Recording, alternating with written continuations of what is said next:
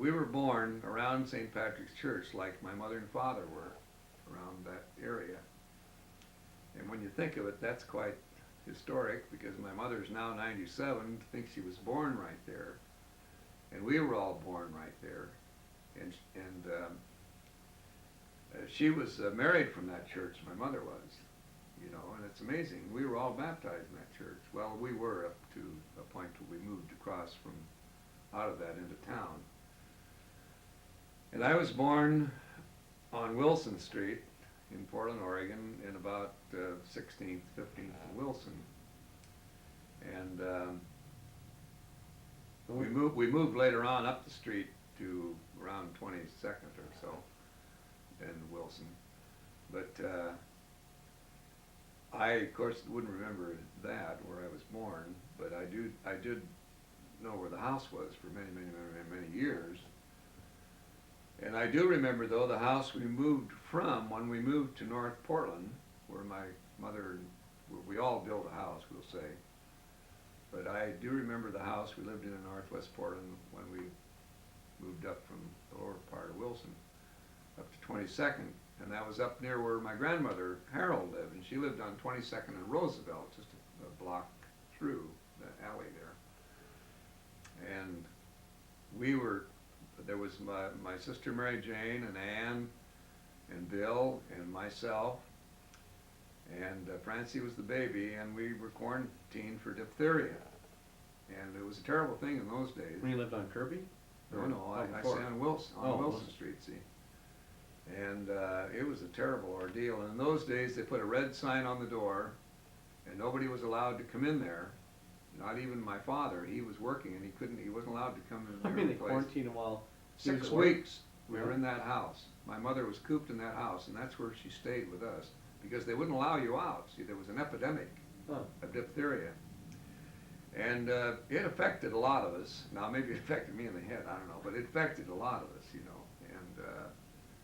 And it was a very trying ordeal, because it was we were very ill. And diphtheria is a horrible thing. You can look it up in the medical book someday. It's a terrible thing. And so we had a doctor who administered to us, and he had been, I suppose, immunized from it. But his name was Dr. Wheeler, and he was our family doctor. He had brought all of us into the world up till the time I believe my brother Bob was born. I'm quite sure. I don't know whether he had Eleanor or not, but he was an old man by then. But that was old Dr. Wheeler. He'd taken care of our family. That's the only doctor we ever knew when we were growing up. But he got us through all that. And in those days, they had, for some reason or other, they stuck you in the back with a big needle. He said, I can remember, I was about 5. It looked like a thing about that long, but it probably was, you know, just a hypodermic thing. And they'd stick you, I think it was somewhere in the back, with a thing called antitoxin with a needle, you know, and that hurt. I can remember that very much. And I was very small. I was about 5 at that time.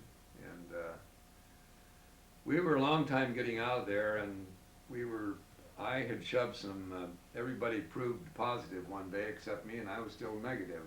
And the doctor... You mean you still had it or something? Well, that's the way I proved out, whatever test they gave you. And I had shoved a couple of beans up my nose and a few wads of toilet paper or something for some reason or other, you know, like kids will do. And I was still loaded with all that stuff, and I was holding the family up. And, you know, we were quarantined because of that. I mean, longer than we probably should have been. But in those days, they burned formaldehyde in little metal wicky things like a candle, you know. Smelled terrible, formaldehyde, you know. And I can still smell that smell. That's what they pickle you in now, you know. Yeah. You know, when you kick the bucket, you know, they stretch out and pump you full of that stuff.